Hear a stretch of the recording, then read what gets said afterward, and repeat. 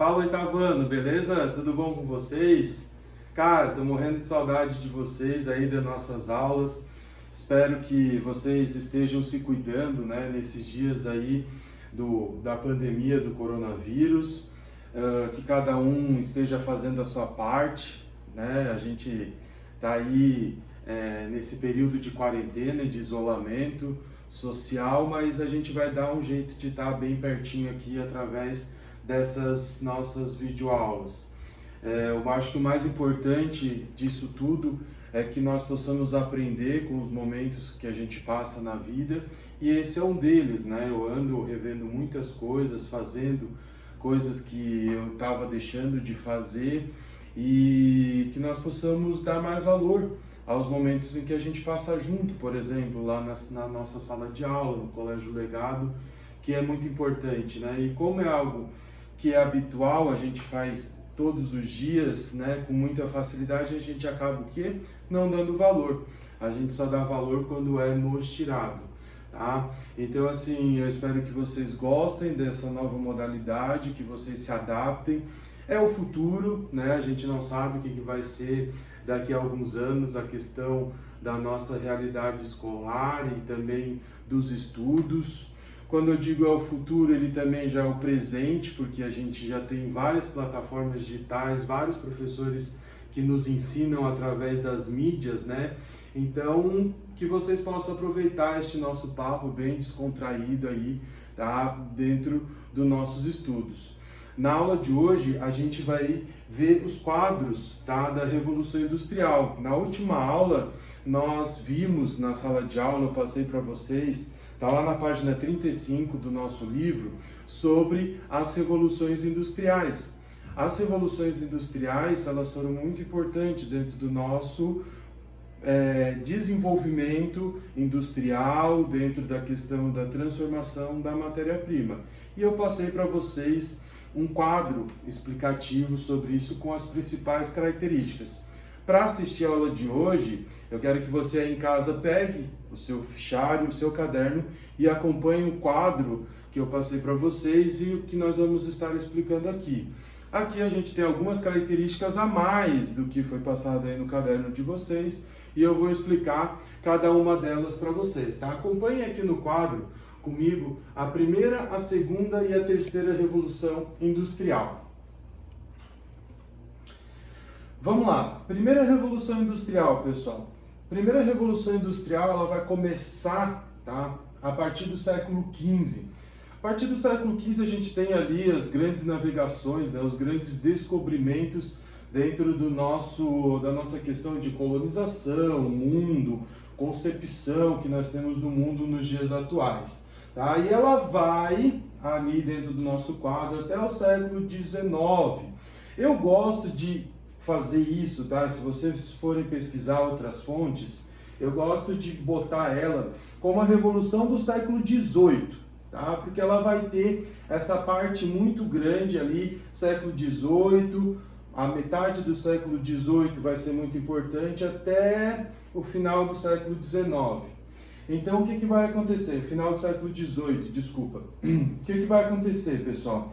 Essa primeira revolução industrial, ela ocorreu na Inglaterra, tá? A Inglaterra, ela vai ser a precursora dentro da questão das revoluções industriais. Aqui vai algo muito interessante. Eu sempre gosto de lembrar para os meus alunos que eu não sei por que as revoluções industriais não se chamam evoluções industriais. Porque se a gente parar para acompanhar, são períodos grandes, né? Quase um século de um para o outro, 100 anos. Então, quando a gente fala de revoluções, parece algo que ocorreu muito rapidamente, parece algo que foi da noite para o dia. É a mesma coisa quando a gente fala assim, olha que revolução que aquela pessoa fez na vida dela, ou seja, né, como a mudança dela foi drástica, ou a gente lembra de guerras, né, alguma batalha. Então, a palavra revolução pode nos remeter a isso, a algo rápido. E na realidade, a gente tem o que aqui? A gente tem um processo de evolução dentro da concepção de você estar produzindo, transformando a matéria-prima dentro da questão industrial. Lá na Inglaterra, qual era a principal forma, né? Qual era o principal meio de transporte que se utilizava? A gente tem o principal meio de transportes, um navio, tá? E quando eu falo de navio, eu estou falando de barco à vela e as carroças. Ah, professor, mas ali no quadro a gente tem navios e trens a vapor. Eles vão ser mais característicos da segunda Revolução Industrial e eu já explico por quê. Tá? Principal sistema que a gente tem, né, de produção, a gente vai ter as indústrias têxteis. As indústrias têxteis, né, que é a produção de tecidos, elas vão ser a principal tipo de indústria da época. E a fonte de energia dessa primeira Revolução Industrial vai ser o carvão mineral. Junto com a primeira Revolução Industrial, pessoal, a gente vai aprender mais para frente, vai vir a urbanização. E aí a gente vai ver como as duas estão ligadas. O que vale a pena falar aqui? A gente vale a pena falar aqui sobre a questão do início do trabalho assalariado, tá? Como a gente tem ali, mas também vale falar sobre a falta da questão de direitos trabalhistas. As pessoas, nessa primeira Revolução Industrial, elas tinham ali uma carga horária de trabalho de 12, 16 horas. Esses direitos que nós temos nos dias de hoje adquiridos nem se pensa num momento como este. A mão de obra infantil era utilizada principalmente nas minas de carvão e o fator locacional dessas indústrias era o quê? Próximo às minas de carvão, porque facilitava a chegada da fonte de energia até esses locais. A gente vai ter ali depois Alemanha, França, Bélgica, mas são países que vão ser, digamos assim, mais para o final dessa primeira Revolução Industrial, certo? Segunda Revolução Industrial. A segunda Revolução Industrial é um marco, pessoal. A segunda Revolução Industrial, ela traz muitas transformações, tanto na questão qualitativa quanto na questão quantitativa, tá? de produção. O que isso quer dizer, caro aluno? Quer dizer que a gente tem uma evolução tanto na qualidade do produto e na quantidade do produto. Isso só é possível devido ao quê? Devido a como era produzido. A indústria, ela tem um avanço muito grande. Então vamos lá. A segunda Revolução Industrial, ela vai ser a revolução da metade do século XVIII ali até metade do século XIX, tá? Então, o que a gente vai ter? Como principal fonte, tá, de energia, o petróleo. A descoberta do petróleo é muito importante porque vão surgir com eles, tá, o motor a combustão. A gente vai ter a energia elétrica, que vai fazer com que as fábricas funcionem muito mais rápido, tá, e com uma qualidade muito maior. Os meios de transporte, aí sim a gente vai entrar a questão do trem a vapor e o navio a vapor, né? Ou seja, os trens que eram movidos ao carvão mineral e os navios também movidos ao carvão mineral. E o que isso vai trazer, pessoal? Vai trazer um avanço muito grande em todos os quesitos, porque os países subdesenvolvidos ou em desenvolvimento, né, eles vão receber os trilhos desse trem. E recebendo os trilhos desse trem, vai trazer um desenvolvimento também. Porque, lembrando, eu tenho uma evolução qualitativa e quantitativa de produção. Se eu tenho um aumento na quantidade, eu preciso de matéria-prima. E essa matéria-prima vai vir de países, principalmente países tropicais. Então, eu tinha que ter um acesso maior à quantidade de matéria-prima e também um retorno dessa produção para o consumidor. Tá? A gente vai ter aqui outra característica muito importante, que é a Inglaterra não fazendo parte dos principais países. Tá? A gente vai ter Estados Unidos, países da Europa Ocidental e a União Soviética junto com o Japão. Tá? Então aqui a gente tem os principais países. A Inglaterra ela não vai estar mais como um país de destaque, por mais que ela tenha sido pioneira na primeira Revolução Industrial. Aqui, sistema de produção. Pedi para vocês lá na tarefa, entra o Taylorismo, né? Que é um sistema de produção em linha de montagem. com uma intensificação do trabalho manual. E aqui vai um detalhe: assistam um pedaço do filme Tempos Modernos de Charlie Chaplin. Aquele senhorzinho de chapéu que fazia o cinema mudo, ele faz uma crítica a esse sistema porque ele praticamente robotiza, né, o ser humano numa linha de montagem. A segunda revolução industrial, ela também modifica como nós nos relacionamos com o meio onde nós vivemos. Porque se eu tenho uma escala grande de produção, eu vou ter o quê? Eu vou precisar, né, de bastante matéria-prima. Então, a partir desse momento, a degradação ambiental, porque a gente precisa da matéria-prima, ela vai ser muito grande e aí a gente passa a ter um relacionamento muito mais agressivo junto com o meio onde nós vivemos. E por último, a terceira revolução industrial.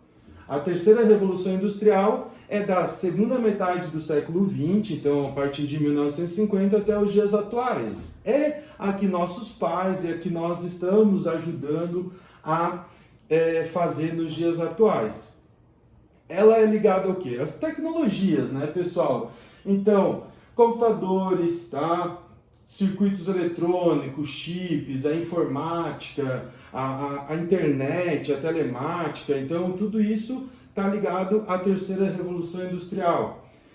O petróleo vai ganhar um papel muito mais significativo dentro disso, tá? Porque a gente vai ter uma maior utilização do sistema de transportes. Esqueci de falar ali na segunda revolução industrial, mas aparece ali o caminhão. Aparece o caminhão, mas dentro, quando começa a segunda revolução industrial, os automóveis, eles não eram automóveis com grande capacidade, né, de levar coisas pesadas, tá? Então a gente vai precisar muito do trem, tá? Esses caminhões, como nós conhecemos hoje, que levam toneladas, eles vão, né, ser algo que é mais recente, então por isso que ele vai estar mais ligado à terceira revolução industrial. Além do petróleo, a gente tem outras fontes, né, mais novas, como as fontes alternativas de energia. Vamos estar falando sobre isso nas próximas aulas. O meio de transporte vai vir os navios cargueiros, né? Professor, e o avião não tem grande importância? Vai ter uma grande importância, mas dentro dessa questão de carga pesada, o avião ele vai ter um limite, né? Já os navios não, eles levam toneladas de produtos, tá? E eles têm essa vantagem em relação aos aviões, tá? Um sistema aqui a gente vai ter o toyotismo, tá? O toyotismo ele vai ser uma adaptação do taylorismo, do fordismo, onde o trabalhador ele vai ser melhor aproveitado na linha de produção, com uma especialização em várias áreas, então ele não vai ficar mais ocioso dentro de uma linha de produção, ou seja, parado, e ele também é caracterizado pelo just-in-time dentro do toyotismo, que é o acordo de compra e venda entre produtor, comerciante e comprador. Esse sistema ele evita o estoque e a acumulação de capitais, né, e faz com que a economia gire mais rapidamente. Ele vem para ser aí, uma saída para a crise de 1929, a primeira grande crise do capitalismo. Com certeza a gente vai ter um recesso econômico por causa do momento em que a gente vive, e novos sistemas, né, para sair deste processo, eles vão estar aparecendo, porque o homem ele é assim, ele se adapta, né, ele faz esses processos de adaptação. Os principais países vai continuar um eixo muito grande nos Estados Unidos, vai aparecer o Japão e países da Europa. Os países da América Latina desenvolvidos também, alguns países que por influência externa, né, de investimento em tecnologia também vão ser participantes. Relações de trabalho, vai ter o desemprego estrutural. Já falamos em sala de aula, o desemprego estrutural é aquele que está ligado às inovações tecnológicas, mas vamos cuidar dessa narrativa, que nem a gente já falou em sala. Se eu tenho um robô, eu tenho uma máquina, por trás dela eu tenho empregos, né, para eles estar lá, mas com uma qualificação maior da mão de obra como está ali no nosso quadro, certo? Então essas são as três fontes as três fases. Uma quarta fase da Revolução Industrial já está em andamento, já está inclusive sendo escrita por nós todos os dias, tá? Ela ainda não está em pleno desenvolvimento de estudo, porque ela ainda está sendo escrita, ela é da nova tecnologia. Qual é essa nova tecnologia? Robótica, nanotecnologia, biomedicina, e nós vamos fazer parte dela. Pergunte para o seu pai, para sua mãe, aproveite que você está em casa, se quando eles tinham a nossa idade, eles pensavam em todas essas tecnologias que a gente tem hoje. Imagina, eu estou aí na sua casa através de uma rede de computadores. Eu gravei este vídeo através de uma tecnologia que é o celular. Quando eu tinha a idade de vocês, o meu celular, o top era porque ele tinha um toque polifônico ou a tela colorida, no máximo. Então, a evolução da tecnologia está muito grande. Quem sabe, da próxima vez que a gente precisar dessas aulas online, a gente já não consiga projetar o professor na nossa casa. Quem sabe?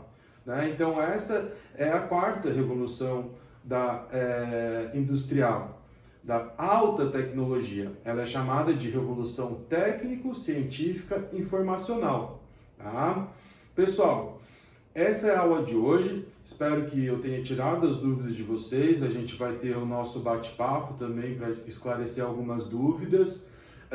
Espero que vocês continuem se cuidando dentro de casa. É dever nosso permanecer dentro de casa para que nós não sejamos propagadores de um vírus. Continue se cuidando para que o quanto antes nós estejamos lá no Colégio Legado, desfrutando, né, da presença de todo mundo como a gente ama. Certo? Um grande abraço, fique com Deus.